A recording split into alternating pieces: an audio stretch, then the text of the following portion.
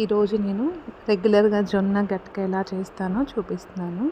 అయితే ఫస్ట్ నీళ్ళు పొయ్యి మీద పెట్టుకొని నీళ్ళు మరిగేలోపు మనం జొన్నల్ని నేను టీ గ్లాస్ తీసుకున్నాను. టీ గ్లాస్ జొన్నలు కడిగేసి మిక్సీలో వేసి మనం బరకగా మిక్సీ పట్టుకోవాలి. అయితే మిక్సీని ఆపుతూ మనం ఆన్ చేస్తూ పల్స్ ఇస్తూ చేస్తే ఏమవుతుందంటే చక్కగా రవ్వలాగా వస్తుంది. ఈ రవ్వని మరుగుతున్న నీళ్ళల్లో వేసి ఉండలు లేకుండా కలుపుకోవాలి. అయితే జావ కొంచెం పల్చగా కావాలనుకున్న వాళ్ళు ఎక్కువ వాటర్ వేసుకోవాలి. ఫర్ ఎగ్జాంపుల్ ఒక టీ గ్లాస్ అయితే 5-6 గ్లాసెస్ దాకా పడతాయి బేసిక్గా. సో మనము కొంచెం వాటర్ ఎక్కువైందంటే ఒక 5-10 మినిట్స్ ఎక్కువసేపు ఉడికిస్తే మనకి కావాల్సిన కన్సిస్టెన్సీ చూసుకొని మనం ఆఫ్ చేసుకోవచ్చు. అయితే ఇక్కడ బాగా మరుగుతున్న నీళ్ళల్లో మనము ఆడించుకున్న రవ్వని వేసేసి ఉండలు లేకుండా ఫస్ట్ కలిపేసుకుంటే ఒక్కసారి కొంచెం ఆ రవ్వ థిక్ అయింది, ఉడుకుతుంది అనేది మనకు తెలుస్తుంది కదా. ఇంకా అప్పుడు మనం సిమ్లో పెట్టేసి ఉడికించుకోవాలి.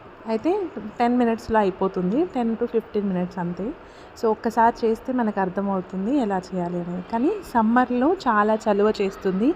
అండ్ ఇప్పుడు ప్రజెంట్ అందరు మిల్లెట్స్ వైపు తిరుగుతున్నారు కదా. సో ఇది చాలా హెల్తీ.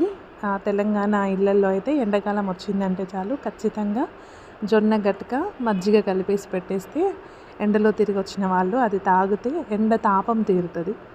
అయితే మామూలుగా ఇది మనం పిల్లలకి సాంబార్తో ఇస్తే పిల్లలు ఇష్టంగా తింటారు.